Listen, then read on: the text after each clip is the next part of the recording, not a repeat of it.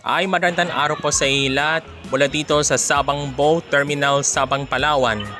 Tara, samahan kami pumunta sa the Puerto Princesa Underground River. Let's go!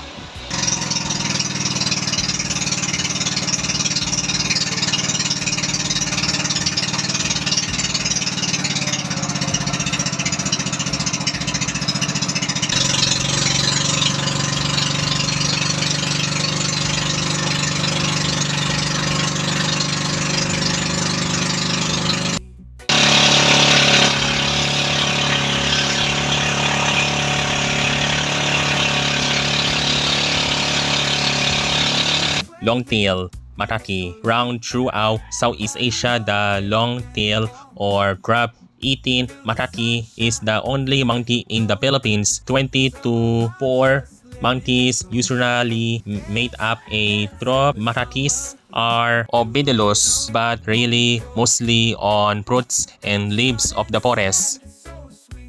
The park is located in the St. Paul mountain range on the western coast of the island of Palawan, about 80 kilometers and 50 miles north of the city of Puerto Princesa, and contains the Puerto Princesa Submarine River or underground river. It has been managed by the Puerto Princesa city government since 1992. It was listed as a UNESCO World Heritage Site in 1999 and voted as a U7 Wonders of Nature in 2012.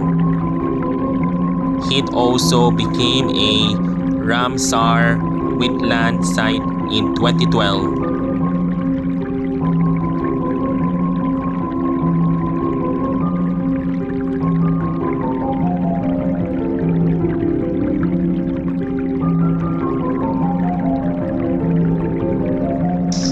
A major tourist destination, it is mostly accessed through road trips to the seaside village of Sabang Prad, where one of the many bangkas kayas take visitors to the park.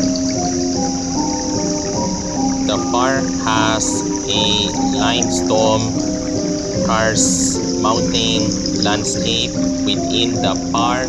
The St. Paul's Underground River Camp is more than 24 kilometers and 15 miles long and contains an 8.2 kilometer long, 5.1 miles underground section of the Kabayugan River.